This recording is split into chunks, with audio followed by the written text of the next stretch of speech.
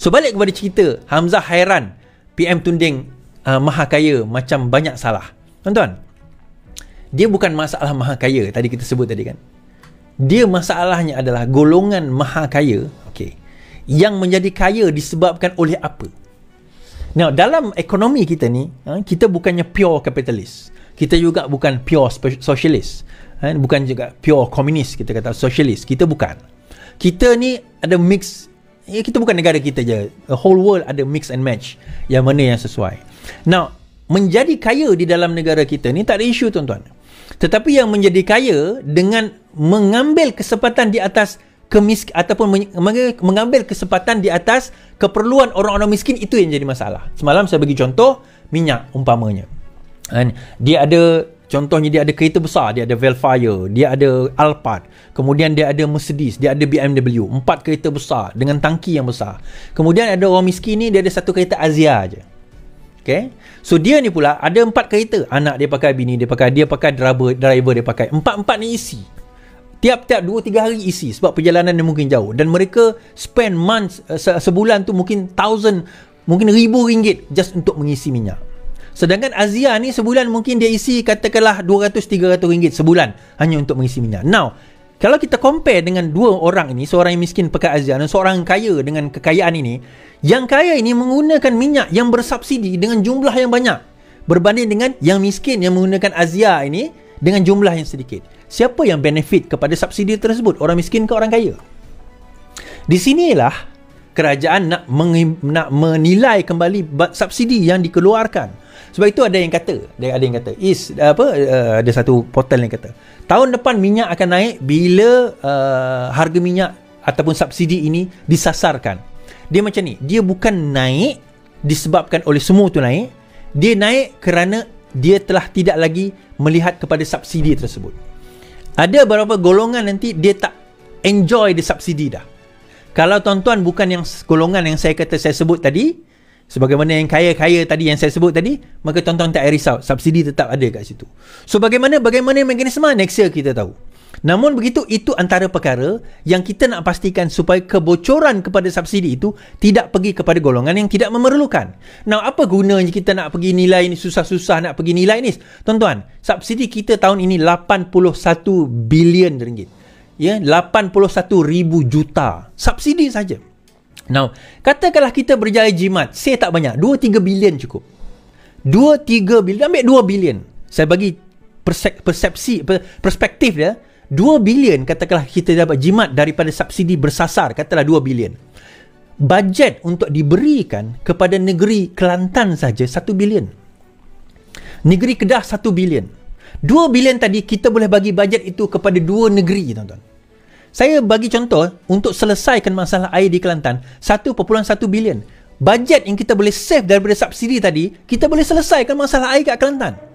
Itu dipanggil prudent ataupun berhemahnya kita dalam merancang keuangan. Bukannya malah aku nak fikir, nak kira-kira ni semua pening kepala lah. Kira-kira tak payahlah semua ni. Aku just tanya-tanya, tak setuju je lah. Subsidi bagi je lah semua. Siapa yang layak ke tak layak, bagi je lah, malah nak fikir. Itu orang malas berfikir. Tapi kerajaan sekarang ini, dia nak berjimat, mana yang dia boleh jimat, dia akan jimat. Kenapa? Tuan-tuan tengok tadi saya punya pembentangan.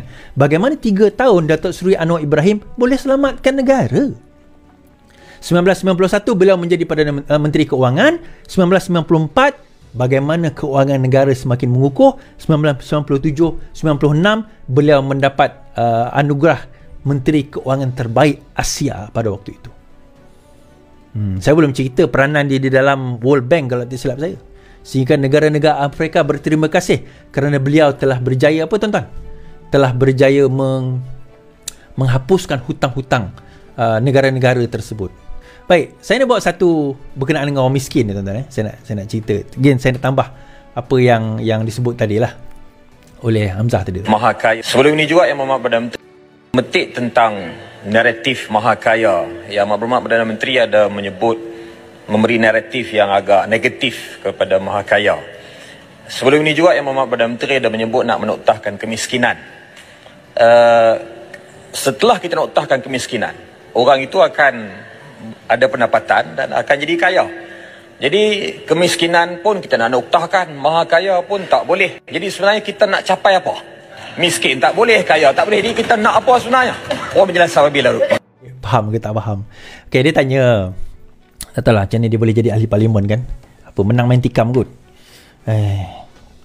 Dia tanya, bagaimana dia jadi kontradiktori, dia kata. Sebenarnya benda tu tak kontradik kalau kita faham. Dia kata kita ni tak nak maha kaya, tapi dalam masa yang sama kita nak menoktahkan kemiskinan. So yang mana satu ni? Tuan-tuan, dua benda itu sangat berbeza. Tuan-tuan, menoktahkan miskin tegar tak menjadikan orang tu kaya. Dia ada ni, saya tak faham, dia ni tak faham ke level dia ada miskin tegar, dia ada miskin. Dia ada miskin tegar dan dia miskin. Yang nak dinoktahkan itu adalah miskin tegar. Faham? Yang nak dinoktahkan itu miskin tegar. Mungkin dia berada pada level miskin. Apa beza miskin dengan miskin tegar? Jauh. Tuan-tuan boleh kaji sendiri benda ni. Miskin tegar itu bagaimana? Miskin itu bagaimana? Mungkin dia taklah menjadi kaya-kaya, tetapi dia tidak lagi miskin tegar. Now, super rich, maha kaya ni lain. Dia ada rich, dia ada super rich. Maha kaya. Super rich ni normally dalam society, even di US, hanya 1% yang dianggap sebagai super rich. Now, T20 mungkin pendapatan gaji dia sebulan, say 20-30,000. Itu bukan super rich. When I say super rich, mungkin pendapatannya sebulan 300-400 ribu, sejuta. That is super rich. Itu dipanggil sebagai super rich. Dia punya kekayaan tu di luar jangkauan akal kita, tuan-tuan. Dan mereka ni biasanya tak bekerja. Dia bukan orang yang bekerja dengan orang. Kalau dia ada perniagaan, dia ada perniagaan yang tidak semestinya base dekat Malaysia berbanding dengan dekat negara overseas. Dan golongan yang super rich ni di Malaysia lah less than 1%. Tetapi mereka di Malaysia ini ada, bukan semua, di kalangan mereka mendapat benefit itu kerana antara lainnya dia bermain dengan sistem-sistem yang ada. Kita bagi contoh baru-baru ini, di mana ada orang ni menjadi super kaya kerana dia menggunakan konsortium untuk bolot semua projek kerajaan. Rupanya dia seorang je. Dia bolot semua projek kerajaan. Macam mana dia boleh bolot semua projek kerajaan? Sebab dia kenal dengan YB, dia kenal dengan menteri-menteri, dia dok bayar. Itu contoh. Dan dia menjadi super rich dalam perkara tersebut. Adakah menjadi kaya di Malaysia ni satu kesalahan? Tak ada. Kalau kamu berdagang dengan betul, berniaga dengan betul, buat perniagaan dengan betul dan sebagainya, tidak ada masalah. Masuk projek, masuk tender tanpa perlu suap dan rasuah, tidak ada isu. Tapi ini yang berlaku dalam negara kita selama ini. And that is why kenapa kesenjangan, disparity dalam income itu berlaku di dalam negara kita dengan terlalu teruk. And that is why sekarang ini pelik ya, bila Hamzah menunding jari, dia kata Hamzah hairan PM tunding maha kaya macam banyak salah. Parlimen Ketua Pembangkang Hamzah Hamzanuddin menemplak Perdana Menteri yang menunding golongan maha kaya ketika membentang belanjawan 2024 lalu. PN bimbang dengan intonasi dan naratif Anwar dalam pembentangan bajet yang memberikan gambaran negatif kepada golongan kaya. Saya hairan sudah acap kali melabelkan mereka sebagai golongan maha kaya yang seolah-olah melakukan banyak kesalahan. Now, dia macam ni, macam saya kata tadi. Golongan maha kaya ni, bila kita bela rakyat, dia marah.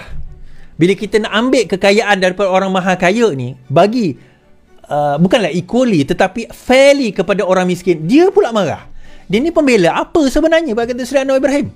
Kan? Pembela apa ni sebenarnya? Dia macam ni, tuan-tuan. Yang saya sebut tadi, maha kaya kerana dia kaya itu disebabkan dia manipulasikan sistem-sistem yang ada. Tuan-tuan faham maksud saya sebenarnya? And you know what I mean.